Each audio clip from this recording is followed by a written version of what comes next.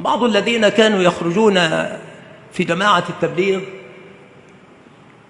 أثرت عنهم حكاية طريفة نختم بها هذا المجلس إن شاء الله تعالى.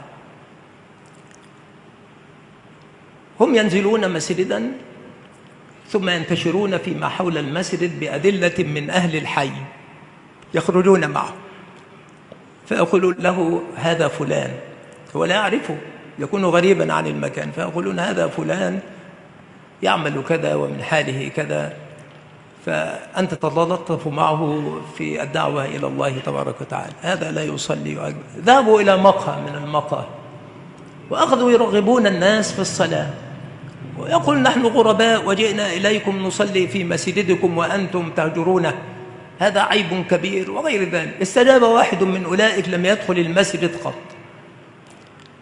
قال ولكني لا أعرف شيئا يتعلق بالصلاة ولا بغير ذلك. قالوا لا بأس نعلمك.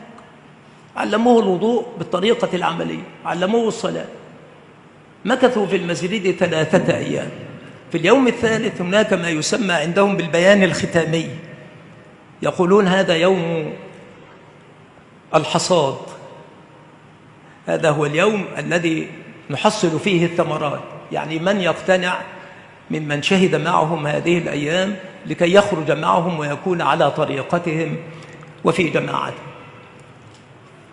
فهذا اليوم لا يقوم فيه بالبيان إلا متمكن من أصول المنهج التبليغي، ولكن أجمعوا في ذلك اليوم وفي تلك المرة على أن يقوم هذا الرجل الذي لم يصلي إلا عندما دخل معهم المسجد ولم يتوضأ من قبل، وإنما تعلم ذلك بالطريقة العملية في الوضوء وفي الصلاة منهم هم. فقالوا أنت الذي تقول البيان. قال ماذا أقول؟ قالوا صف لهم حالك، قل لهم ما كان من أمرك.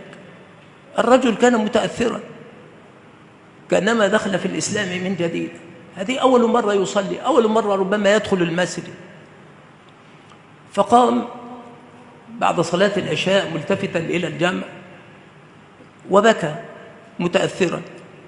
فلما خف تأثره قال والله يا أخوانا أنا كنت حمار زيكم كده وربنا أكرمني بالناس ديت والحمد لله.